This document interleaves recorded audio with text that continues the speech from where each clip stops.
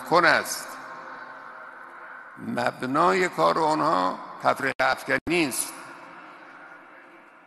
این سیاست تفرقه افکنی رو در کشورهای اسلامی با انواع ترفندها اجرا کردند.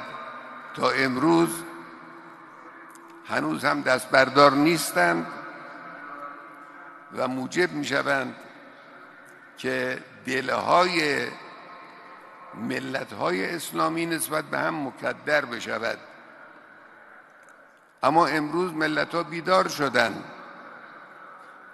من عرض می کنم امروز روزی است که امت اسلامی می تواند بر این ترفند دشمنان اسلام و مسلمین فائق بیاد. من عرض می کنم دشمن ملت ایران همان دشمن ملت فلسطین است، همان دشمن ملت لبنان است، همان دشمن ملت عراق است، دشمن ملت مصر است، دشمن ملت سوریه است، دشمن ملت یمن است. دشمن یکی است. شیوه های دشمن در کشورهای مختلف است. یک جا با جنگ روانی، یک جا با فشار اقتصادی، یک جا با بمب‌های 2 تنی، یک جا با سلاح، یک جا با لبخند.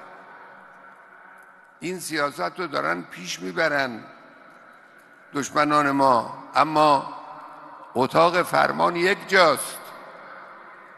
از یک جا دستور میگیرن، از یک جا فرمان حمله به جمعیت‌های مسلمان و ملت‌های مسلمان رو دریافت میکنند.